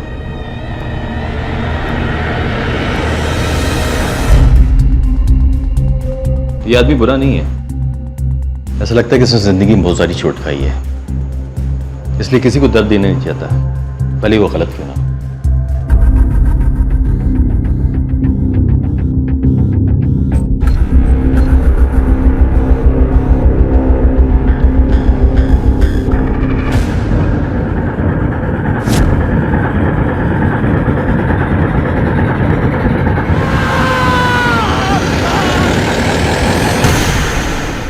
कुछ नहीं होगा भैया को, आप शांत हो जाइए।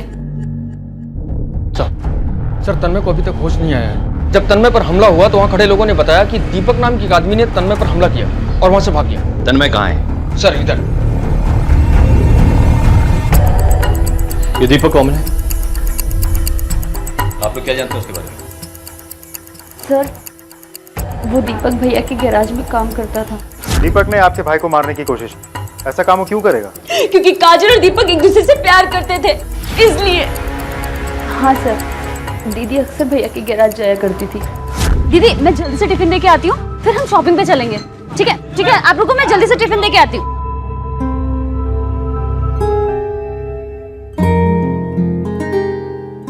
ये लो भैया आपका खाना। अरे दिया, अकेली आई? नहीं नहीं, दीदी बाहर खड़ी है, हमें शॉपिंग पे जाना है। ठीक है, हम जा रहे हैं, बाय बाय बाय।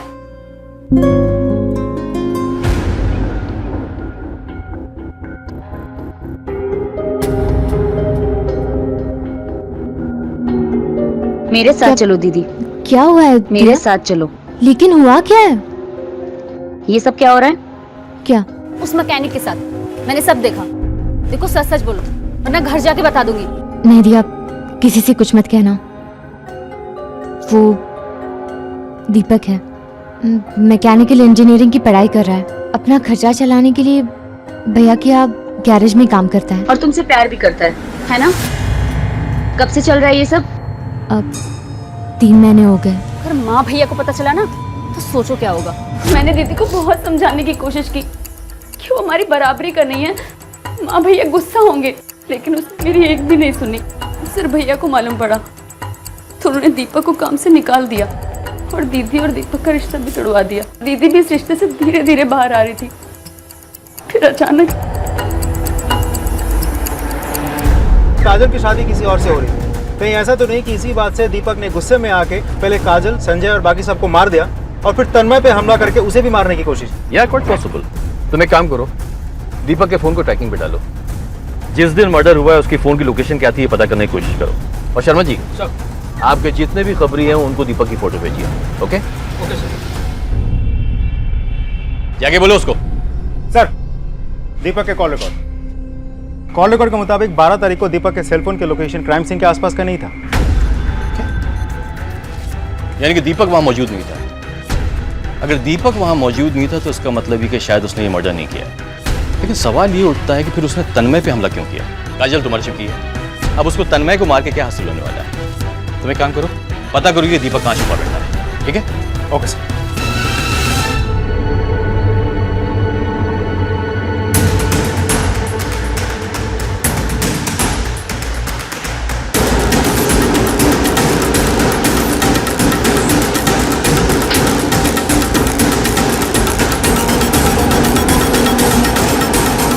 सर तन्मय ने मेरे प्यार को मार डाला सर, मेरी काजल को मार डाला। तू इतने यकीन के साथ कैसे कह सकता है? बोलो क्यों बुलाया तुमने मुझे यहाँ? पता है, लड़के वाले दहेज मांग रहे। 15 लाख रुपए। भैया के पास इतने पैसे नहीं है और माँ जिद पे अड़ी है कि शादी होगी तो वही होगी। मन कर रहा है कि मैं जान दे दूं। नहीं काजल, काजल तुम मेरी बात सुनो। काजल हम लोग भाग के शादी कर लेते हैं। नहीं दीपक, मैं अपनी फैमिली की बदनामी नहीं चाहती, इसलिए कह रही हूँ हो सके तो मुझे भूल जाओ और प्लीज मुझे माफ कर देना। भले ही मेरी शादी वहां नहीं होगी पर मैं तुमसे शादी नहीं कर पाऊंगी। सर ये सच था कि तन्मय दहेज के पैसे इकट्ठे नहीं कर सकता था, इसीलिए मुझे लगा कि दहेज से बचने के लिए उसने मेरी काजल को मार दिया। सर इसीलिए मैं उसे मारना चाहता था।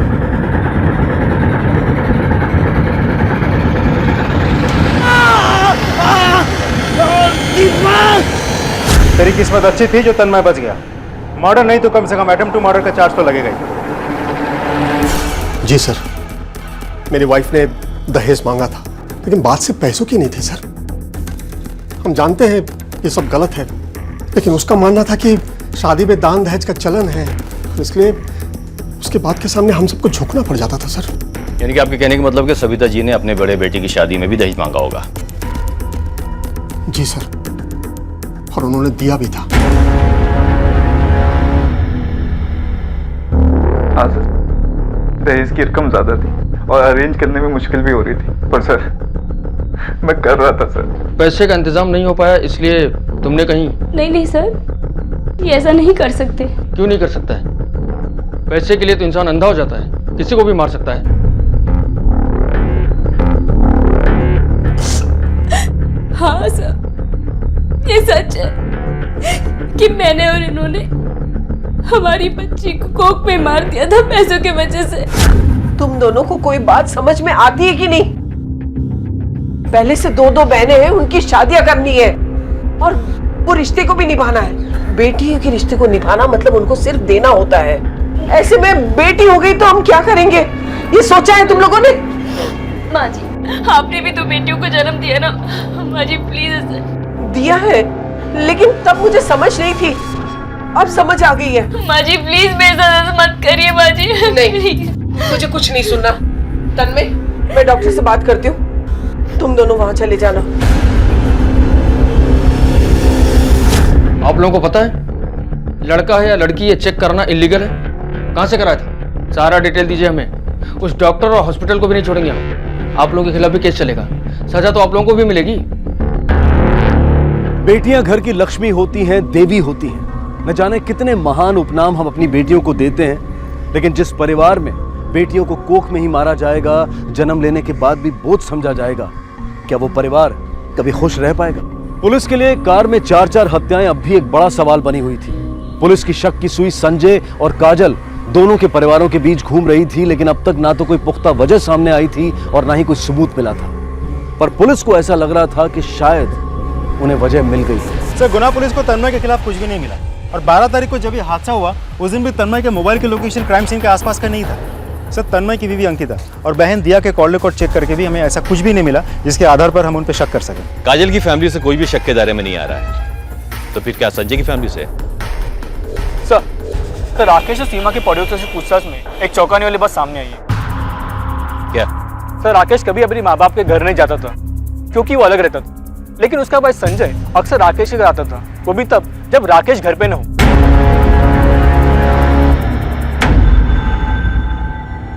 संजय आपके घर क्यों आता था? संजय मेरे पति के भाई थे, वो हमारे घर क्यों नहीं आ सकते? आपके पति का भाई है? अगर वो आपके पति के भाई तब फिर आप लोग उसके घर क्यों नहीं जाते थे? जवाब दीजिए, मैंने कहा जवाब दीजिए। क्योंकि मेरे पति अपनी माँ से नाराज थे। क्यों रहूं मैं इस घर में, और करूंगा क्या मैं इस घर में रह के? ये घर मेरा है ही नहीं, ये घर आपका है और आपके दोनों लड़कों का है। ऐसा कुछ नहीं है बेटा, मैं घर छोड़ के जाने से कैसे चलेगा? लोग क्या कहेंगे? अच्छा, लोग क्या कहेंगे इसकी फिक्र है आपको, लेकिन माँ ने जो किया उसके बारे में आपने कभी नहीं सोचा। इन्होंने एक बार कहा और आपने मुझे मेरे बिजनेस के लिए पैसे नहीं दिए, लेकिन संजय ने एक बार मांगे तो उसके लिए पैसे थे आपके पास। हाँ, दिए उसे, क्योंकि मुझे पता है वो होशियार है, वो पैसे को डुबोएगा नहीं। और तू तो सारे पैसे डुबो देता। ठीक है, मैं जा रहा हूं और एक दिन अपनी दम पे साबित करके बताऊंगा कि मैं संजय से कम नहीं हूं। तो संजय ने आपके पति का हक मारा था। देखिए, हमने आपके पति के कॉल रिकॉर्ड्स चेक किए हैं, वो संजय से बात ही नहीं करते थे, लेकिन संजय आपसे बराबर बात करता था। वो आपसे मिलने भी आता था आपके घर पर, और खासकर उस वक्त आता था जिस वक्त आपके पति घर पर मौजूद नहीं होते थे।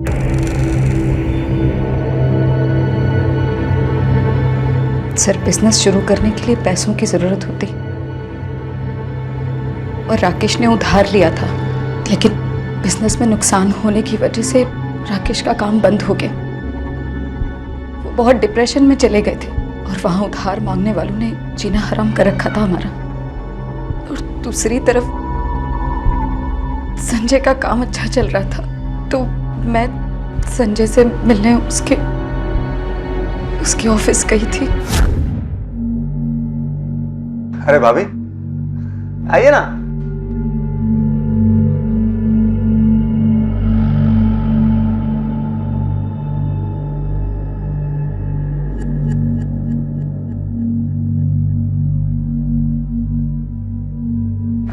ये लीजिए, पानी पीजिए।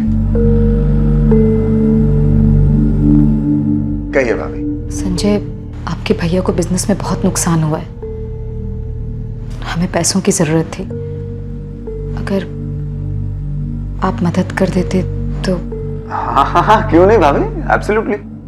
लेकिन भाभी, बात यह है कि मैंने ये जो पूरा बिजनेस सेटअप किया है ना, वो अपने पैसे कमाने के लिए शुरू किया है। ये जो आप पानी पी रही है ना, इस पानी के भी पैसे लगते हैं यहाँ पर, और आपको पैसों की ही जरूरत है भैया का बिजनेस सेटअप जो करना है। लेकिन भाभी, यहाँ पर कुछ भी फ्री में नहीं मिलता है। आप समझ रही ना मैं क्या कह रहा हूँ? क्या हुआ? आप मेरी बात को ध्यान से समझने की कोशिश कीजिए। हाँ,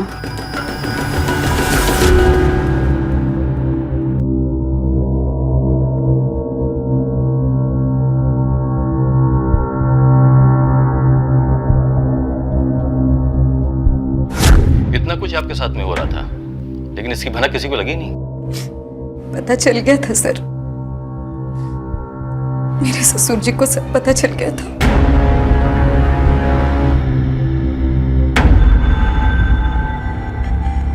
हाँ सर, मैं जानता था संजय क्या कर रहा है। भाभी, मैंने आपको पैसे दिए हैं, ये आपके नखरे वखरे और बहाने नहीं चलेंगे, ठीक है ना?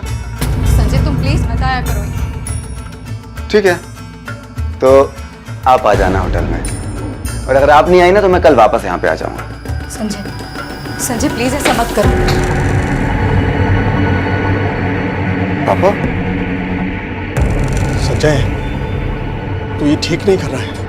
अरे क्या ठीक नहीं कर रहा हूँ पापा? भाभी से मिलने आया था मैं, घर पे मिलता हूँ।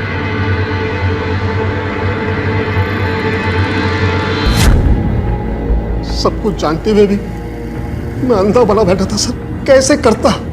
अगर मुंह खोलता तो अपनी ही फैमिली की बदनामी होती ना सर। ये सही है कि परिवार को जोड़कर रखने के लिए इंसान को कई बार छोटी छोटी बातों को अनदेखा कर देना चाहिए, लेकिन यहां जो हो रहा था वो बहुत गलत था, अपराध था। लेकिन अब पुलिस संभावनाएं तलाश रही थी कि एक कार में 4 लोगों की एक साथ हुई हत्या क्यों की गई थी और किसने की थी। ये केस पुलिस के लिए एक अनसुलझी पहेली बन गया था। हर एंगल से जांच की जा रही थी, लेकिन नतीजा कुछ नहीं निकल रहा था। पर संजय का सच पता चलने के बाद पुलिस को कुछ उम्मीद नजर आ रही थी। हाँ सर, मुझे पता था सीमा के साथ जो भी हुआ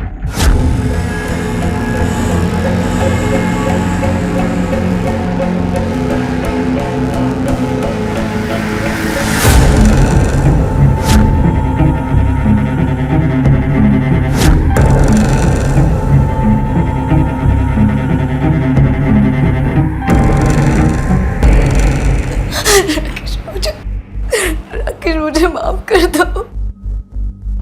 मेरे पास और कोई ऑप्शन नहीं था। और इसका कसूरवार मैं ही हूँ। ना मैं पैसे उधार लेता, ना मेरा बिजनेस ठप होता, और ना सीमा को उस कमीने संजय के पास मदद के लिए जाना पड़ता। और इसलिए तूने उसे मरवा दिया? नहीं सर, मैंने उसको नहीं मारा सर। सर मोटिव तो सबके पास है, लेकिन क्राइम के वक्त कोई भी वहां मौजूद नहीं था। तुषार, अब तक की इन्वेस्टिगेशन में हमें यह समझ में आ रहा है कि गाड़ी के साथ छेड़छाड़ रेस्टोरेंट पर नहीं की गई थी। बॉटल काजल ने ली, वो भी सील्ड गाड़ी में रखा। उसके बाद रेस्टोरेंट वालों ने किसी को भी गाड़ी के पास नहीं देखा। मेरी समझ में एक बात नहीं आ रही कि जब वो चारों आकर गाड़ी में बैठ गए, फिर किसने पानी के अंदर वो जहरीली दवा मिलाई? सर कहीं काजल नहीं है सब कुछ? हो सकता है तुषार, हो सकता है ये मर्डर काजल ने किया हो। लेकिन अगर ये प्लान काजल का है तो खुद क्यों मरेगी? हो सकता है तुषार, काजल ने जो जाल बुना तो खुद उसमें जाके फंस गई।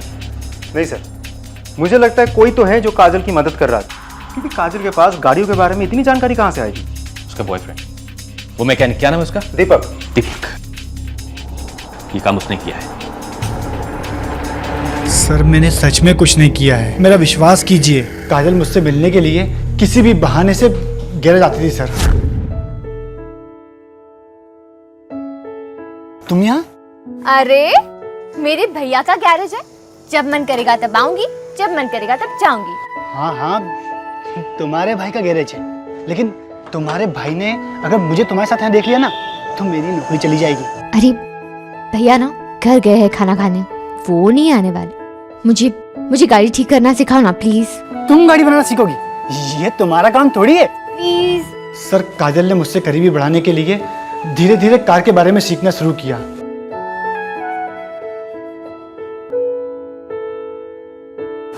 और सर बाद में सब कुछ सीख भी गई थी।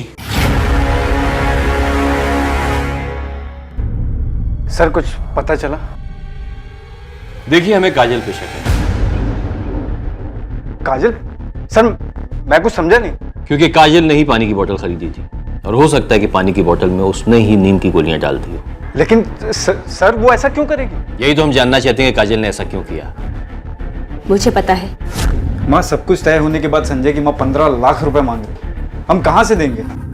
हमें कुछ भी करके उन्हें पैसे देने पड़ेंगे। एक बार सगाई होने के बाद शादी टूट गई तो गांव भर में हमारी क्या इज्जत रह जाएगी? पर माँ जी, पैसे तो देने ही होंगे हमें, और पैसे ज्यादा प्यारे है कि इज्जत? दीदी दहेज की रकम को लेके बहुत टेंशन में थी। एंगेजमेंट के बाद वो काफी बातें करती थी संजय से, और एक दिन उसने उसे मिलने के लिए बुलाया। देखो संजय, मैं नहीं चाहती कि मेरी वजह से भैया को कोई भी प्रॉब्लम हो। तुम कहना क्या चाहती हो? यही कि 15 लाख रुपए दहेज मांगकर तुम्हारी मम्मी ने मेरे भाई के लिए बहुत बड़ी प्रॉब्लम खड़ी कर दी है। लिसन काजल, मम्मी ने जो भी डिमांड रखी है वो बिल्कुल सही है, और ये तो आजकल का चलन है। और तुम ये सोचो ना कि तुम्हें 15 लाख रुपए में मुझ जैसा काबिल लड़का मिल रहा है। आई मीन बहुत सस्ता सौदा है तुम्हारे लिए। और वैसे भी ना काजल, हमें बड़ों के मामले में दखलंदाजी नहीं करनी चाहिए। वो लोग अपने आप निपट लेंगे, डोंट वरी। सर दीदी उस दिन बहुत उदास थी, वो संजय से बिल्कुल शादी नहीं करना चाहती थी। मम्मी चाहे कुछ भी कर लो, लेकिन मैं उस संजय से शादी नहीं करूंगी। तो क्या तू वो 2 टके के मैकेनिक से शादी करेगी? मेरे जीते जी मैं ये नहीं होने दूंगी। और सोचा है कभी तूने कि तुम्हारे साथ कुछ ऊंच नीच हो गई तो तुमसे कौन शादी करेगा? किसी जानवर से करवा लूं, पर उस लालची आदमी से मैं शादी नहीं कर सकती मम्मी। शादी तो तुम्हारी वही होगी। और अगर पैसों की बात है ना, तो ये इतना बड़ा घर तुम्हारे बाबा मेरे नाम पे छोड़ के गए ना, उसे मैं बेच दूंगी। लेकिन तुम्हारी शादी तुड़वा कर मैं सबके सामने अपना मजाक नहीं बनवाऊंगी। समझ गई तुम? हम खुश रहें, इसलिए काजल ने अपने प्यार की कुर्बानी दी, दीपक से रिश्ता तोड़ दिया। वो मेरे लिए भी इतना कुछ सोच रही थी, और उस दिन जब वो संजय के साथ भोपाल जाने वाली थी। अबे तन्मय, आज दिन में पीने की प्लानिंग? जहर पीने की हिम्मत नहीं है ना, तो इससे ही काम चला रहा हूँ। लेकिन हुआ क्या भाई? अरे तंग आ गया। हालत देखिए मेरी, अगर ऐसे ही चलता रहा ना तो खुद को और अपनी बीवी को मार दूंगा या फिर अपनी माँ को और बहन को मार दूंगा। उसने मेरी सारी बातें सुन ली, कहीं इसीलिए तो उसने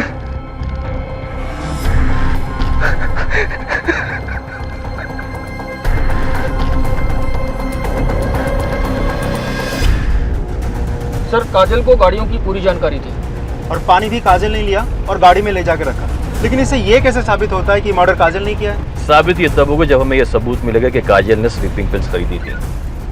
तुम एक काम करो, गुना से लेकर भोपाल तक जितने भी मेडिकल शॉप हैं उनकी सीसीटीवी फुटेज चेक करो, उनकी बिल बुक चेक करो, पता लगाओ क्या काजल ने स्लीपिंग पिल्स खरीदी थी। Okay sir.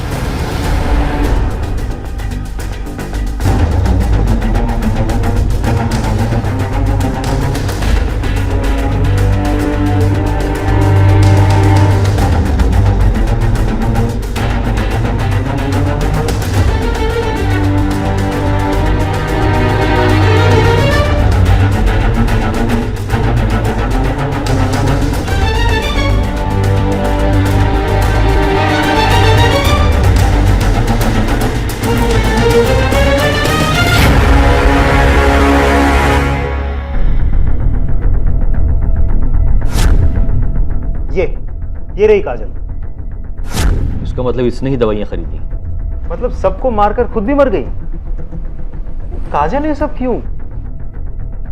काजल अपनी मां से नाराज थी क्योंकि काजल की मां को उसके भाई की तकलीफों का एहसास नहीं था।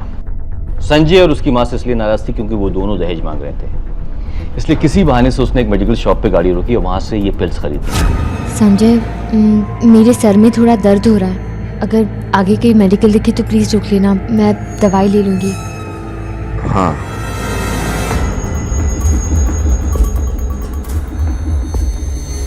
उसके बाद वो रेस्टोरेंट गई और खाना खाया।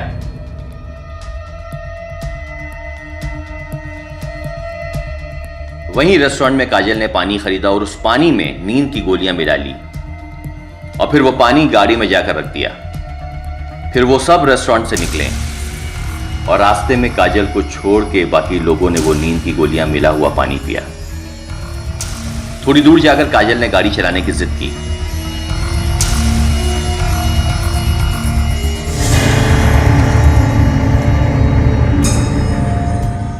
जब गाड़ी के अंदर सब सो गए तो काजल ने गाड़ी किसी सुनसान इलाके में जाके रोक दी और उसके बाद एसी का पाइप काटा और उसके वेंट को टेप कर दिया ताकि गैस आराम से गाड़ी के अंदर जा सके।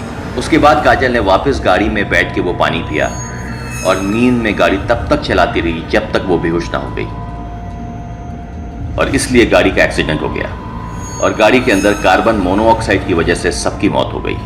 काजल ने जो कुछ भी किया बिल्कुल गलत किया। हाँ सर, लेकिन सबसे बड़ी गलती हमारे समाज की, जो दहेज जैसे कुरीति को आज भी रस्म और चलन के नाम पे जिंदा रखा है। और इसी कारण कितनी लड़कियां अपने आप को अपने परिवार पर बोझ समझती हैं और अपनी जिंदगी का खात्मा कर लेती हैं। ये केस बाकी केसेस से काफी अलग भी था और मुश्किल भी थी क्योंकि कत्ल के समय कातिल ने भी खुदकुशी कर ली थी, लेकिन भोपाल पुलिस ने मिले हुए सबूतों और अपने अनुभव के आधार पर इस केस को सॉल्व किया। 2 परिवारों के 4 सदस्य मारे गए। इसकी वजह सिर्फ दहेज जैसी एक कुरीति नहीं थी। कहते हैं कि अन्याय करने वाले के साथ साथ अन्याय सहने वाला भी गुनहगार होता है। जब भी कुछ गलत होता है, चाहे वो देश में हो, समाज में हो या परिवार में हो, अगर हम जानते बूझते हुए भी चुप रहते हैं तो समझ लीजिए हम उस गलत के हिस्सेदार बनते हैं। इसी विचार के साथ अब मैं अनूप सोनी आपसे विदा लेता हूं। फिर मुलाकात होगी अगले एपिसोड में एक और चौंका देने वाले केस के साथ। तब तक अपना और अपने परिवार का ख्याल रखें और देखते रहें क्राइम पेट्रोल डायल 100। सबक एक को सीख हम सबको। जय हिंद। इस तरह के और भी एपिसोड देखने के लिए हमारे चैनल को सब्सक्राइब करें और बेल आइकन दबाना ना भूलें।